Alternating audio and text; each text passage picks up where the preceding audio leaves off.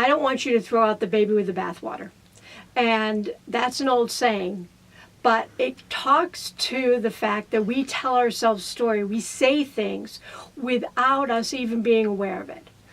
The Enlightenment had an incredible change in society. So we supposedly went from very superstitious society to enlightened scientific society. We are not a scientific society now.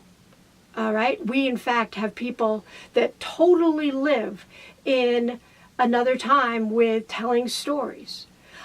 But what I have found with empowered self-healing is in order to empower ourselves, we have to look at the entirety of human history.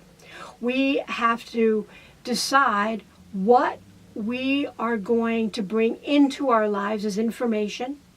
And that is definitely through scientific research, through basically creating data, looking at that data, looking at the facts from that, and then creating our theories, because that is the scientific method.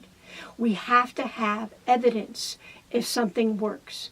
And you can create evidence in your own life. You can look at your own life and say, what is my pattern here? I am doing this behavior routinely, and how is that affecting me? What's fascinating with the fact that we said as a society, we are going to reduce the body to something that is your heart. So we have a heart specialist. We have someone who's just going to look at our eyes. We have someone who's just going to look at our lungs. Well, that hasn't really worked that well. Because especially if you're an elderly person in America, you're going to have maybe 5, 6, 7, 8, even more doctors. And how are they going to be able to interact? How are they going to be able to give you one medication and not have that interact with another medication? So we have gone as far as we can go with reductionist medicine and reductionists in many other parts of our society. What is fascinating is that we can now bring in things that were thought of as shamanistic or spiritual or other domains that we have, as a scientific society, decided they had nothing to offer. Well, we're now finding out that we live in a very toxic environment. Children have many, many more allergies to food, for example. Well, our food system has totally changed. That could be a possible reason that the children are now becoming much more allergic to it. We have autoimmune diseases in such numbers that we never had before. Why is that? Because our environment has an effect. How we interact with our environment has an incredible effect on our lives.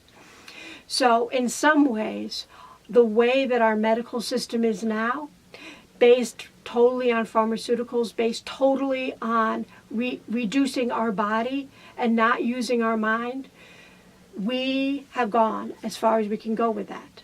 We actually, in the period of the Enlightenment, threw out many traditions. Now we're bringing them back in. People are looking at aromatherapy. People are looking at massage therapy. People are looking to religious practices like yoga and centering prayer and many other mindfulness traditions.